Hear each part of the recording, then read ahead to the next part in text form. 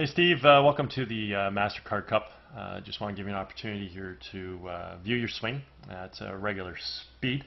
We'll let that play on through. We'll put you back in your address position and we'll go ahead and take a look at a few things for you.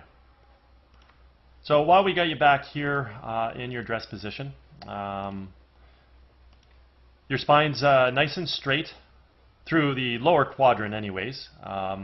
Spine might be a little vertical here at maybe about 69 degrees or so. Your legs come down into a nicely unlocked position. Arms hang down off the tilted spine, so it looks great, and club works out to the ball. So achieving some pretty good posture here. Balance is good. Ideally, I'd probably want to see your spine, though, on a little bit more of an angle, probably about here, maybe at about 50 degrees. Your legs can stay exactly where they are, nicely unlocked.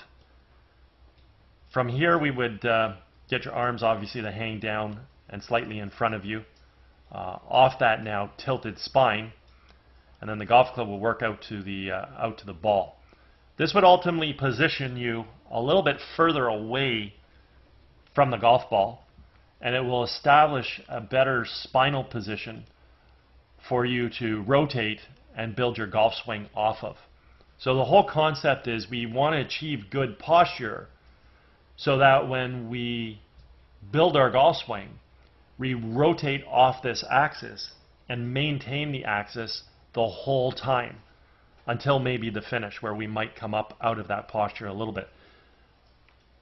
So we will pay attention to your spinal position. I think we're going to see a lot of elevation change because you just start a little too tall. Okay, so ideally getting you from red, the tall position, into yellow would be ideal. At this point in time, we can also take a look at your alignment. We can see that your feet are a little closed. So if we carry that out towards the intended target, we can see your feet are aiming out to the right, and theoretically your club face is supposed to run parallel. Your feet in parallel lines on camera would have an appearance to converge. And with that philosophy, we can still see that you're set up to hit the ball out over the trees on the right here. Meanwhile, the center of the fairway is back over here by your forearms. So we're going to have to see some form of compensation that's going to try and get the ball to red. Now, whether that's you swing the club on plane, start the ball out at yellow or just inside of it, flip your hands, impart right to left spin, and hopefully have the ability to sort of maybe draw or hook the ball on line, is yet to be determined. If you don't do that, then obviously the only other way to get the ball back online is you guys come over the top, swing the club from outside to inside, and then try and pull the ball back online. So again, like I said, we'll see which one of these you do, if not a combination of them, when we take a look at your golf swing. So let's do a little split screen comparison here between you and Jordan Spieth. I also want to point out one thing with respect to your grip. Now, typically, obviously, I always look at grips from face on. I also zoom into the hands to show you how you're positioned versus where we need to be. I can tell your right hand grip is very strong on the golf club. So definitely need to look at the positioning of your hands. Now, what I mean by strong is your right hand is rotated too far underneath the club. It's rotated to the right. It's not really in the fingers, and we haven't achieved a trigger finger. So what a strong grip does is it produces a closed club face. Well, wait a second. Didn't I just state that you're aimed out to the right and we need to do something to get the ball back to the left? So your strong grip is going to help you get the club face closed. It's going to help you impart right to left spin. And it's hopefully going to help you hook the ball back to center of the fairway. Just that when we have all these things happening, right, if we don't have proper alignment, we don't bring the club down on plane, and we don't have a good grip to produce a square face, it's impossible to create consistency. So right now you're aiming right, and we now see that we have to create compensations to get the ball back online, and that's not what we're looking to do to obviously have a form of consistency. So with the left side of the screen, let's take a look at Jordan Spieth. Draw the golf club back. Want to turn the shoulders, bring the arms and hands back as well as the club. Want the club coming back on plane directly along the red line. Also in the early stages of golf swing, we need to incorporate some wrist hinge into play, whereby we got to transition the club head currently from below and in front of our hands to get that club above and behind our hands. A really, really important transitional move in the takeaway here. All the while the club shaft is still on the red line, so the club's on plane. From here, we're now going to work the club from red up towards the yellow-blue V zone. When we finally set the club at the top of the backswing, we want to have either the left arm and the club situated on the yellow line, anywhere in between the blue-yellow V zone, or even physically up on blue as we see with Jordan Spieth. We also want to have full shoulder rotation. We want to do this about a very stable right leg, all the while maintaining our posture axis that we achieved at address.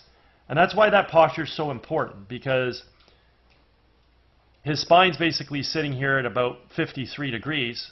Well, where was it when he started? Well, it's the exact same position. So he's building his golf swing off of that axis, which, again, I said with you is maybe a little tall. Okay? So he's rotating. There's no fluctuation. There's no up and down movement. With you, let's watch you initiate your takeaway here. See how you do with your hands and your arms. So excellent motion with your hands, drawing your hands back, turning your shoulders. But you do have a tendency of bringing the golf club back inside and underneath the swing plane. So we can see very quickly that the club has moved inside. The other thing I want you to note is your club face is actually still square to the target. So the club face is extremely closed. That is due to your right hand being strong. It's also due to the fact that your brain knows you're aimed to the right and you got to get this ball back to the left. So you're basically wanting to shut the face to help you do that. Okay? So as you keep on coming back here, face stays very, very shut. We're not really getting any forearm rotation or proper wrist hinge. Club is inside, starting to work above the hands now. Club starting to recover a little, but with a very rigid forearm position and a closed face. From here, it looks like you're starting to work the club too vertically now, which you are, and looks like you may set your arms too steep and the club across the line. So we finally get to the top of the backswing, and exactly that has just happened now. So your left arm is definitely way too steep. It's above the blue line. With amateur players, I actually prefer their left arm to be on the yellow line and a shallower set position, because it'll be easier for us to bring the club back down onto red and on plane. So we definitely need a shallower position from you up top. The other thing we can see is the club's pointed way out to the right across the line. We need to learn how to lay this club shaft off. So not only do we need a shallow arm position, but we also got to learn how to lay the club off. And very important to get the hands, arms, and golf club in the right position at the top to allow us to efficiently come back into the ball from on plane and return to red. The other thing I want to note is I want to take a look at your spine. Okay? So let's undo that, get a straight line. Your spine is sitting here at basically 72 degrees. I'm going to put a box around your head as well. So paying attention to the top of the head, the forehead, and the chin. Let's go back to address. Is that where you started? No, it's not. So you started in a position that was in a better position, meaning that the spine was in a better position here at about 60 degrees or so. And your head located down here. So when you create your rotational movement, you should have stayed with your spine on red and your head in red, just like Jordan Spieth. So again, I can put this line around his head. We can go back to address. He's pretty much right in that same position. Moves a little bit forward, but certainly doesn't stand up. With you, when you initiate your backswing, you go from red and you stand up into yellow. And what's going to happen is when you come back into the ball, you're going to dive back down into red. But because you started too close to the ball due to this incorrect posture anyways, you're going to move back out of red and back to yellow again. A lot of elevation change up and down. Won't hurt you so much maybe with the woods off tees, but with irons, it's going to really affect your contact when we're moving up and down like this. Okay? So let's go ahead and watch the transition back into the ball for Jordan Spieth. Simply want to now take the weight from the right foot, move it to the left, fire the knees and the hips laterally to the target, unwind the core, fire the hands, And in doing so, we want to bring the golf club from the blue-yellow V zone, wherever we set it, and get that golf club to return back to red. And this is imperative right here. If we want to hit the ball far and we want to hit the ball straight, this golf club has to return back to plane. The other thing I want to observe at this stage of the golf swing is the relationship between his lead forearm and the golf club. I refer to this as the backwards check mark. This simply means that the club head right now is remaining above and behind his hands coming into the hitting zone. This is what's going to give us power. Aside from the fact that he's also going to hit the ball straight because the club returned back to plane, which is a main criteria in producing straight golf shots. Let's go back to address for a second. Remember I said one of the most important things bringing the club back is to create this hinge where we're going to take the club currently from below and in front of our hands, and we're going to get the club above and behind our hands? Well, wait a second.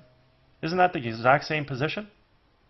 So he's already got that backwards check mark coming back. The only thing is he hasn't maximized his wrist hinge. We haven't created an athletic move back towards impact. So therefore, we're just going to be retaining more angle when we come into the ball. But we're going to get the club to the top, and we're going to return the club right to the exact same position, just retaining more angle. Very, very important that the club returns to here to maximize distance and accuracy.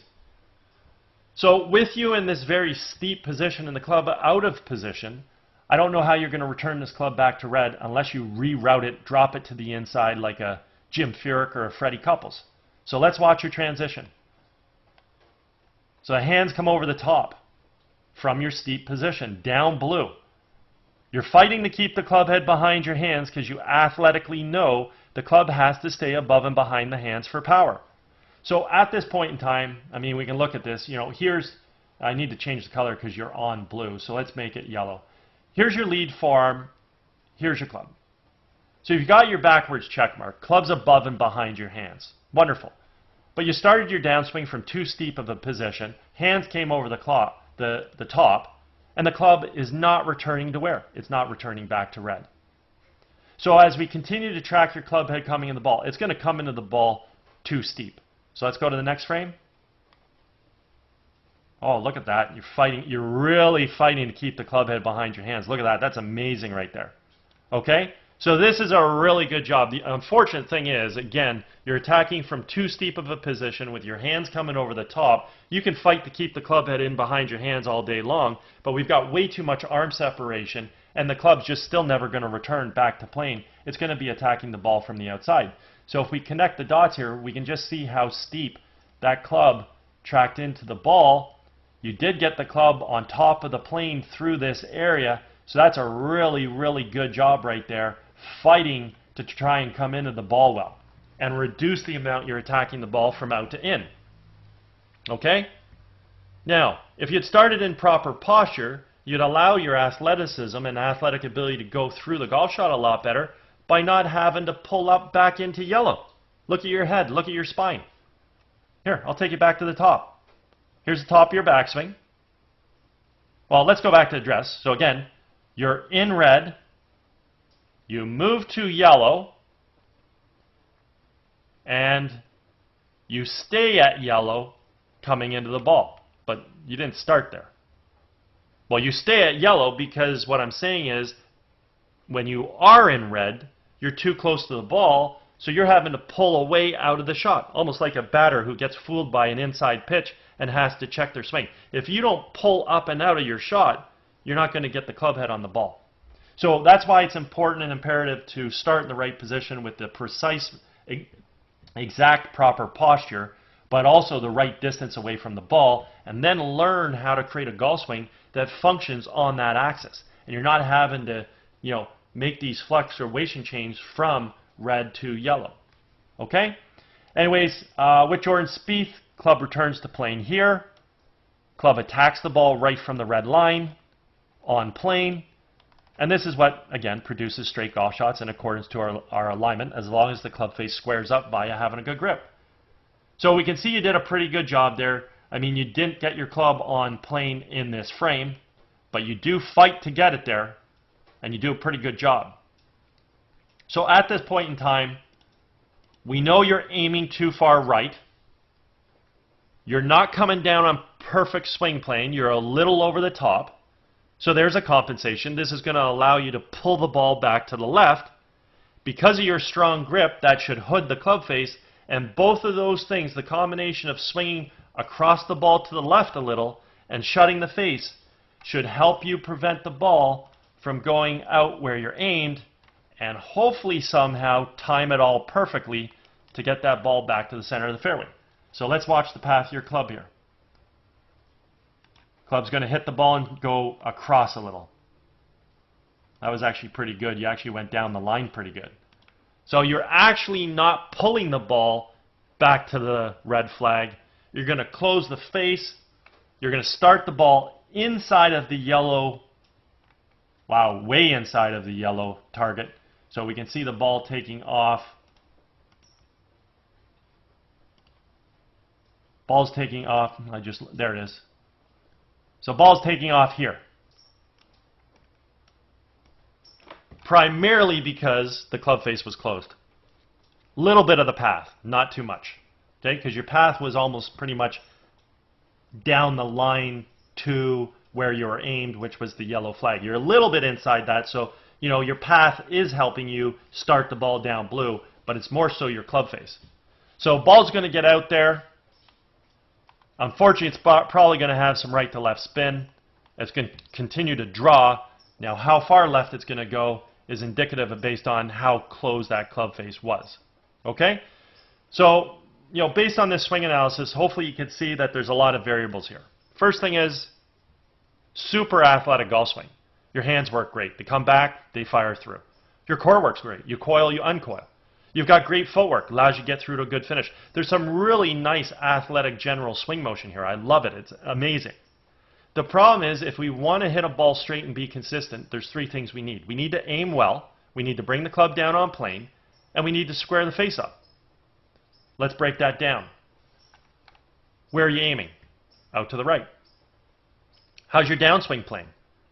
Well, it's coming from a steep position, slightly over the top, fighting to get back on plane, never does, therefore attacks the ball ever so slightly from outside to inside. Well, that helps you somewhat pull the ball back to the left in consideration of where you're aimed. How's your club face doing? Well, we talked about at the beginning, your right hand grip is strong. And your club face is hooded right now. So your club face is wanting to be closed at impact. So here we are, we're aiming right, coming a little over the top. Hopefully we can pull the ball a little back to the left, get the club face massively closed, and draw that ball back online. Hopefully you can see, like, if all those things aren't timed up, we're going to hit wayward shots. Okay? Again, super athletic ability. You got to get better aim.